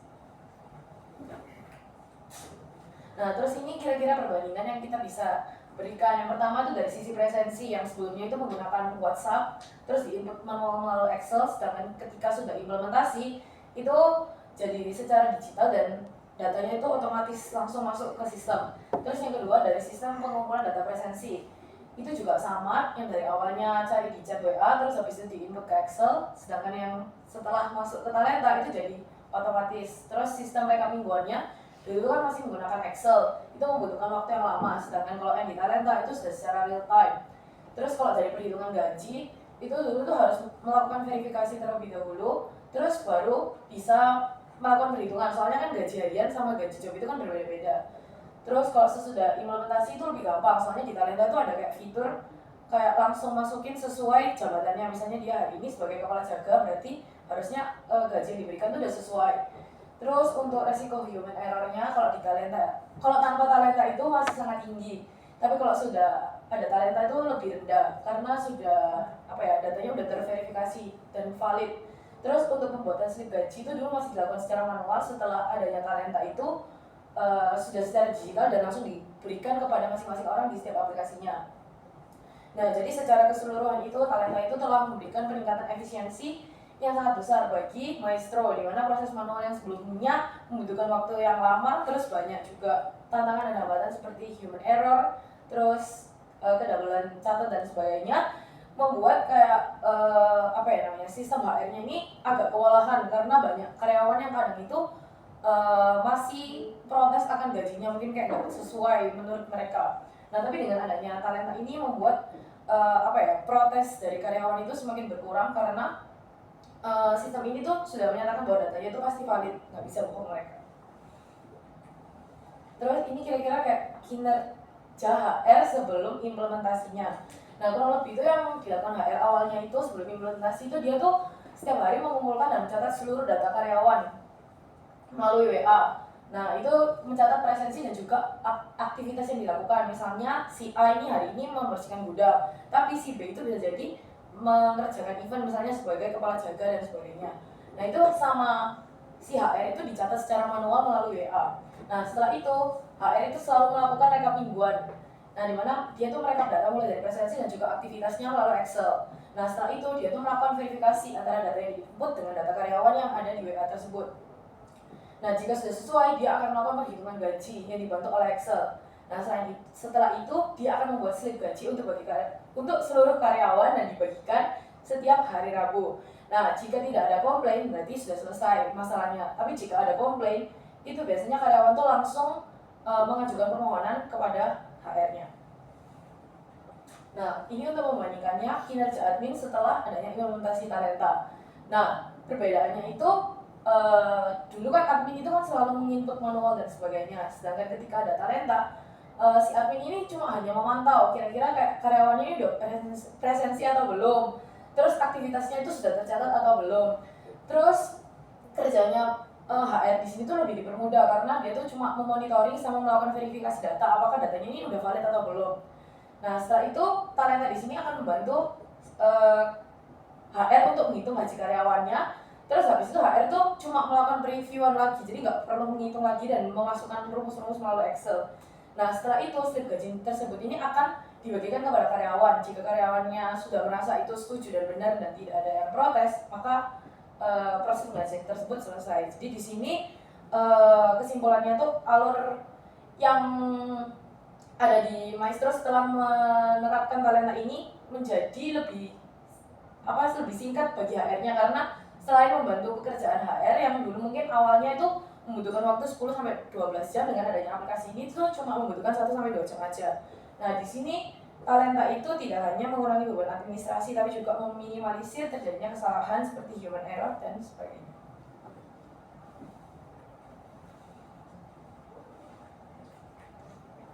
Ya, selanjutnya kita akan membahas terkait dengan analisis cost and benefit.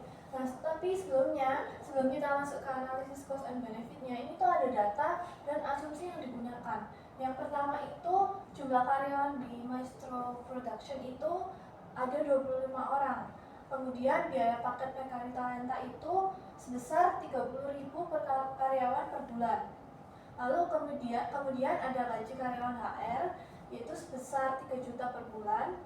Lalu ada biaya training Talenta itu sebesar 1.200.000 per tahunnya. Yang terakhir ada upah lembur HR sebesar 25.000 per jam. Nah, di sini yang pertama kita akan membandingkan biaya tanpa Mekari Talenta dan biaya dengan Mekari Talenta. Yang pertama biaya tanpa Mekari Talenta itu yang pertama biayanya itu ada biaya software sebesar 0 karena kan Excel itu bersifat gratis. Lalu ada gaji admin HR sebesar 3 juta. Lalu karena tanpa Mekari ini kan berarti masih belum terotomatisasi, maka ada biaya lembur yang diasumsikan sebesar 10 jam dengan estimasi biayanya 25.000. Nah, sehingga totalnya itu total biayanya itu sebesar 3.250.000 per bulannya. Nah, sedangkan kalau biaya dengan Mekari Talenta itu tuh biayanya ada biaya langganan Mekari Talenta sebesar 30.000. Lalu karena karyawannya ada 25 karyawan, jadi totalnya 750.000. Kemudian ada biaya training itu tuh sebesar 1.200.000 per tahunnya. Lalu gaji admin HR itu sebesar 3 juta.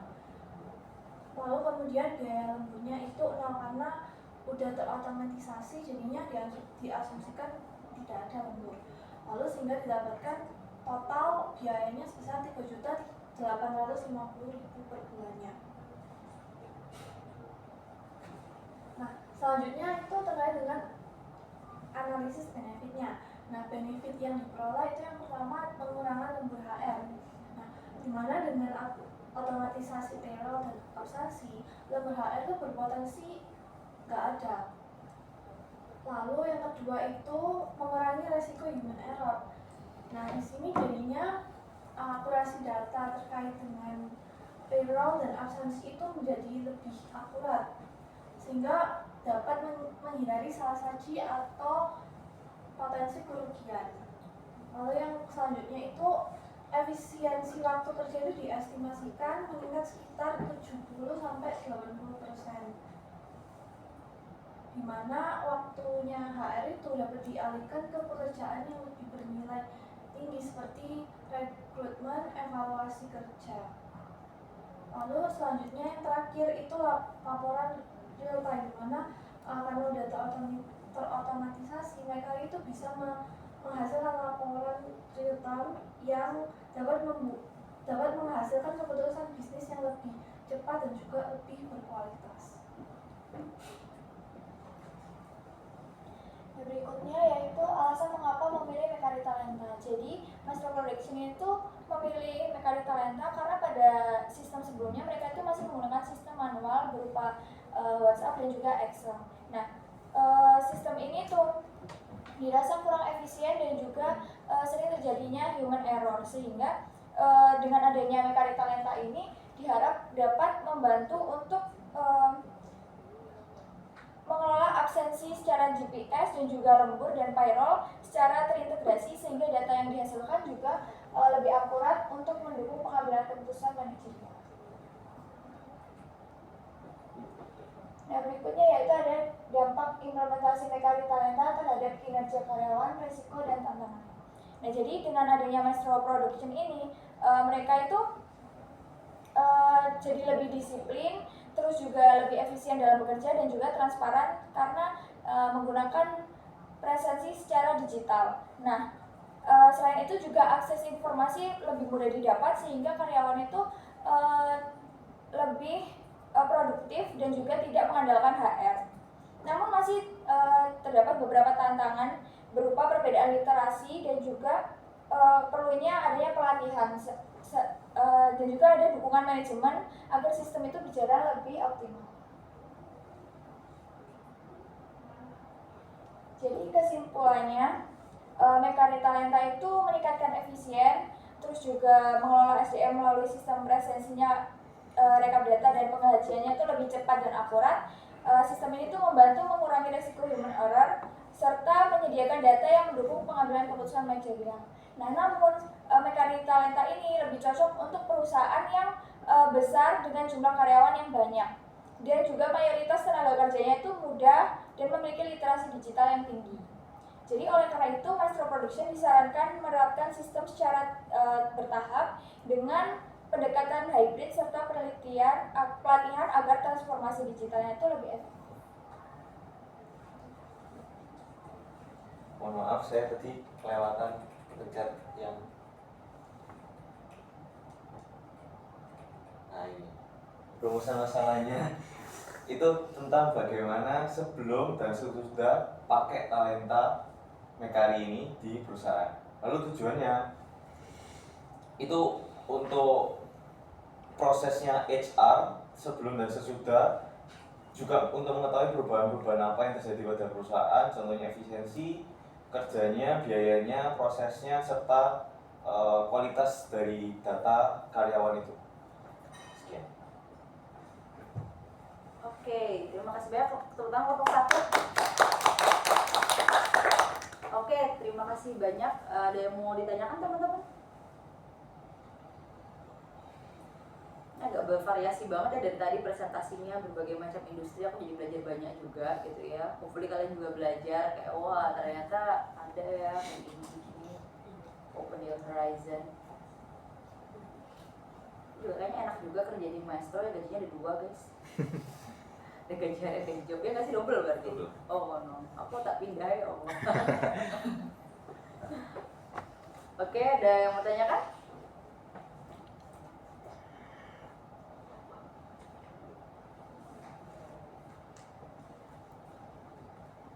Oke, ini perusahaan event ya, perusahaan event apa namanya? Event apa sih sebenarnya basicnya? Event memang ya, oke perusahaan event.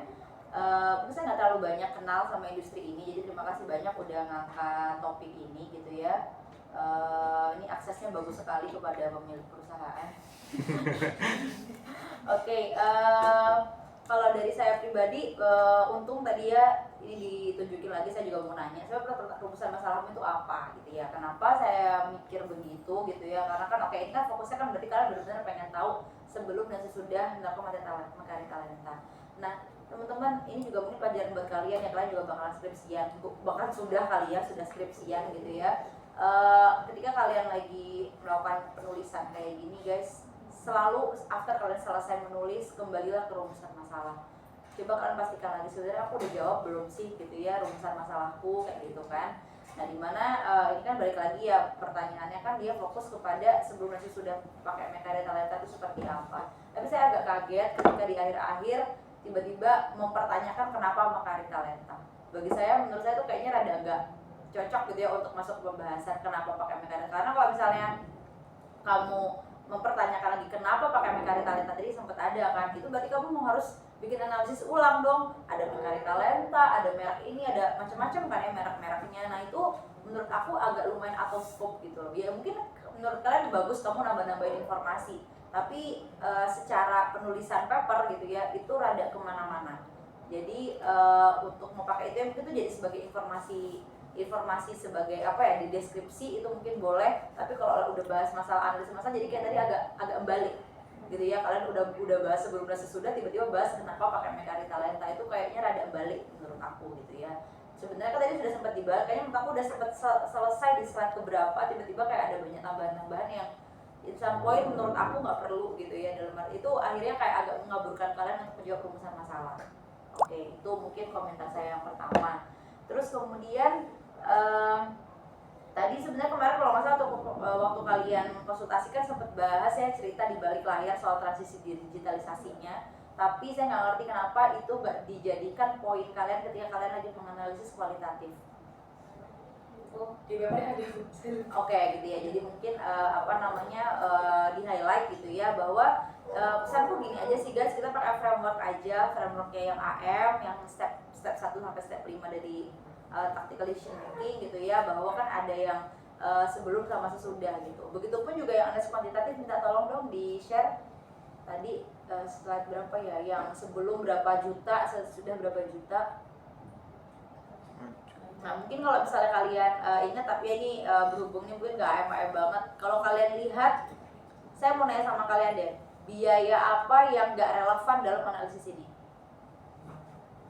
Masih ingat relevan sama irrelevan cost kan? Coba tunjukin ke saya, mana yang irrelevan cost? Training. Kok training? Gaji HR. Kenapa gaji HR? Soalnya harusnya kan kalau ada talenta kan dia dipermudah, terus kayak dia nggak terlalu banyak kerjaan. Tapi kenapa kok gaji sama?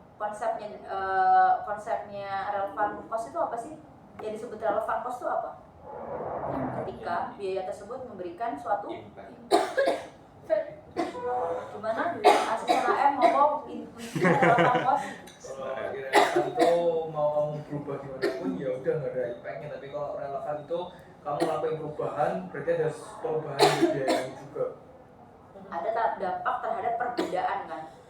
Kalau misalnya dua pilihan itu menghasilkan cost yang sama, dia relevan atau irrelevan? Irrelevan kan? Berarti kan sebenarnya kan di gaji admin HR itu kan harusnya sama. Di dua hal itu kan berarti kan sebenarnya sama-sama kan mau kayak pakai A atau B, sebenarnya itu nggak jadi pembahasan di sini gitu loh, karena sama-sama dibayar. Paham nggak sih? Iya nggak, itu aku cuma mau ngasih tahu aja sih, ngingetin aja gitu ya, tapi nggak apa-apa, mungkin demi kemudahan kita ya kalian mungkin nyantumin itu, tapi mungkin saya mau ngingetin lagi gitu ya, bahwa sebenarnya dalam analisis gaji admin HR ini nggak jadi perbedaan, nggak jadi problem gitu ya, karena bagaimanapun lo tetap bayar gitu kan. Nah itu sih mau ngingetin aja soal konsep relevan sama irrelevant cost. Terus kemudian tadi ya sama kualitatif ya, ditambahin masalah transisi, karena itu menurut aku base problem banget loh, akhirnya HR-nya itu jadi lebih stres ya kan, untuk ngadepin transisi tadi orang-orang yang masih belum bisa pakai aplikasi tersebut kayak gitu. Itu menurut aku perlu dijadikan sebagai analisis utama. Terus kemudian mungkin saya juga ada tambahan ide sih buat kalian gitu ya. Mungkin tadi kelompok-kelompok yang lain tadi saya nggak gitu nambahin ide, tapi saya ada ide tambahan gitu ya. Mungkin salah satu alasan kenapa mungkin secara kualitatif ya, kenapa mungkin Makari Talenta itu jauh lebih bagus daripada pakai manual. Menurut saya andai kan si orang HR ini resign, proses pergantiannya itu kayaknya lebih smooth kalau udah pakai Makari Talenta. Nah itu yang menurut aku kayaknya masih belum dibahas. Menurut aku tuh poin besar juga gitu ya, salah satu poin positif gitu ya, poin positif kita itu pindah ke digitalisasi itu tuh jadi lebih terstruktur ya nggak sih, cara kerjanya itu jadi lebih terstruktur.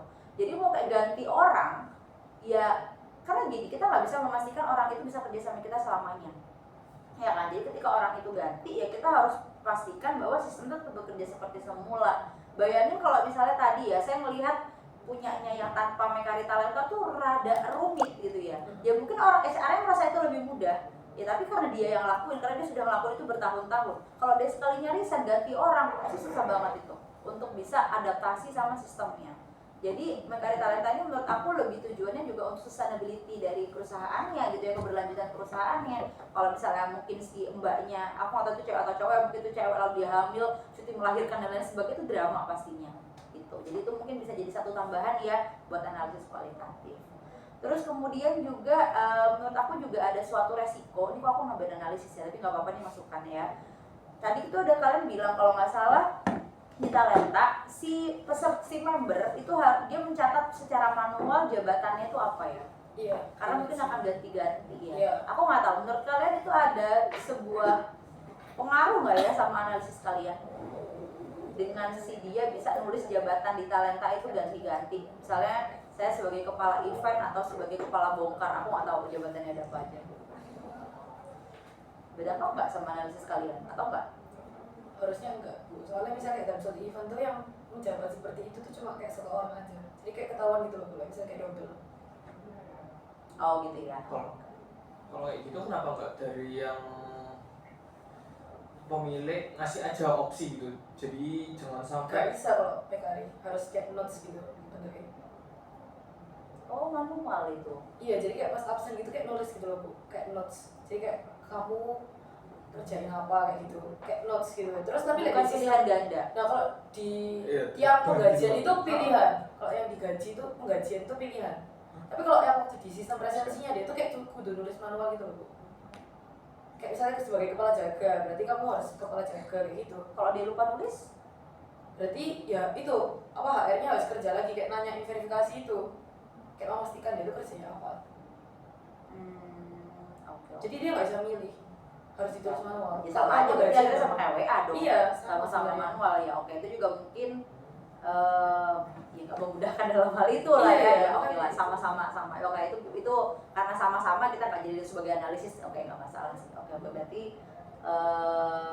ya udah lah ya, emang seperti itu keadaannya gitu ya. Tapi mungkin bisa jadi rekomendasi juga gitu ya bagi pembuat sistemnya juga, itu sebenarnya rada pakai apa gunanya gue pakai sistem gitu kan, itu kan juga salah satu yang ribet juga tuh untuk menentukan gitu. Dan aku nggak yakin, aku nggak ngerti sih ya, aku pribadi itu persepsi di kampus harus kalau lupa kayak ya opo ya, persepsi itu kan suatu hal yang apa sih gitu, kadang nggak gimana ya, suatu hal yang nggak menyenangkan ya bagiku tuh itu suatu hal yang nggak menyenangkan. Bahkan kalau kalian tahu kalau di Jepang itu masih manual banget, yang literally clocking dimasukin pakai kertas gitu loh guys, kayak wow gitu, masih pakai kayak gitu kan. Dan ya sudahlah gitu ya, kayaknya Indonesia kalau untuk digitalisasi itu jauh lebih oke daripada Jepang. Ya udah, oke itu aja sih mungkin dari saya, komentar dan beberapa masukan ya, mungkin bisa jadi bikin papernya jadi lebih bagus lagi. Yang lainnya ada mau kasih masukan lagi?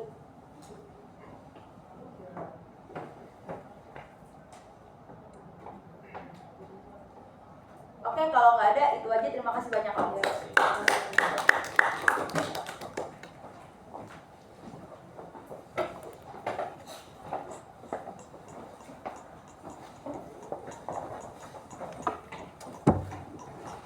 Oke, terima kasih banyak teman-teman. Sampai akhir ternyata Pak Boni dan Pak Nino masih belum datang juga karena ada acara dari Lamemba ya, kayak gitu-gitulah. Malu atasan lah ya, beda cerita sama bawahan kayak saya. Oke, sebelumnya saya terima kasih, ini pertemuan terakhir kita untuk di kelas Amet gitu ya. Terima kasih banyak atas partisipasinya, walau saya tahu drama-drama banget kayak di pertemuan kurang agak ada manusianya kayak gitu ya udah lah ya, itu hak kalian gitu ya. Saya senang banget di pertemuan terakhir ini lengkap ya, karena ini jadi nilai UAS kalian, pasti kalian lengkap kalau lengkap pas tak coret ya kan ya. Oke, overall itu aja sih teman-teman. Mungkin di akhir ini, after ini nanti untuk UAS yang ada apa-apa cuma ngumpulin paper. Nah nanti saya bikin kalian itu kan harus ngumpulin ya per individu ya nggak sih? Kalau nggak gitu kan kalian dianggap nggak hadir secara sistem ya.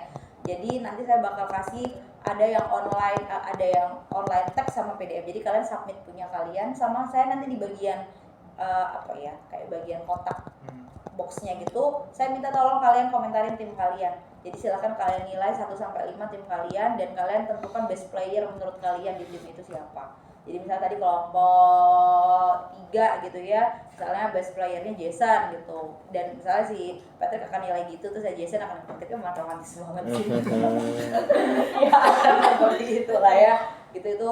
Dan serata mungkin kalian mau ngakuin diri sendiri juga nggak apa-apa. Gitu ya, best playernya adalah diriku sendiri, itu juga nggak apa-apa juga. I'm okay gitu ya, aku gak ngerasa anak ngasih bertu abis, gak apa-apa biarin aja gitu ya. Itu emang haknya dia untuk mengakui dia sebagai best playernya. Terus kemudian itu aja sih mungkin buat UAS ya. Jadi nanti kalian komentarin itu sama individu, ngumpulin jangan sampai lupa nanti di tanggal yang sudah ditentukan ya, aku gak tahu tanggal berapa. Silakan kalian lihat aturan jadwal kalian masing-masing. Terus kemudian soal itu sih terakhir, masalah komentar. Saya minta feedback dari kalian dong gitu ya untuk kelas Amet ini, kira-kira apa yang kurang gitu ya dari kelas ini gitu ya, sehingga mungkin saya bisa kasih perubahan buat yang semester depan. Jadi misalnya kayak waktu proyeknya misalnya kayak kurang lama atau apapun gitu, anytime silakan. Ada yang mau kasih masukan? Atau mungkin case-case-nya terlalu susah atau terlalu gampang, kayak terlalu easy gitu, kayak gue tuh udah kuliah bu gitu, bukan anak SMA kok kuliahnya case-nya segampang ini gitu misalnya. Ada yang mau kasih masukan? Enggak, dilanjutkan aja kayak gini. Dipersulit ya. Apa? Dipersulit. Oh bisa aja lo, bisa ini temennya. Udah nggak ada, aman ya. Untuk masalah aku sih agak concern sih masalah waktu buat case study ini, terlalu sempit nggak ya waktunya? Enggak ya, jadi konsultasinya ada 2 minggu sama 1 minggu terakhir presentasi udah cukup ya, nggak butuh lebih dari itu atau kurang dari itu. Apa kurangin gitu, jangan banget ya. Ya udah deh kalau gitu, itu aja teman-teman. Terima kasih banyak atas partisipasinya. Hopefully nggak ketemu lagi ya semester depan. Jangan. Bukan. Maksudnya kan kalian udah lulus kan, ya.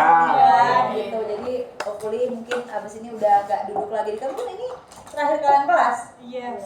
Oh ya ampun, manis banget kelas terakhir. Tapi aku masih inget banget dulu kelas terakhirku itu audit kayaknya. Dulu kelas terakhirku dulu itu sama sore-sore juga. Itu kita buka puasa. Aku masih inget banget kelas terakhir waktu S1 ya. Gitu, ini semoga juga jadi kesan buat kalian gitu ya kelas kalian. Apa kayak beneran? Masih Kamis Bu sama Pak Ponco. Oh masih oke. Berarti nanti kesan terakhir sama Pak Ponco gitu ya. Ya udah semoga berkesan gitu ya kelas hari ini. Good luck buat teman kalian gitu ya. Semoga jadi lebih sukses di sini guys ya. Oke, terima kasih semuanya. Terima kasih.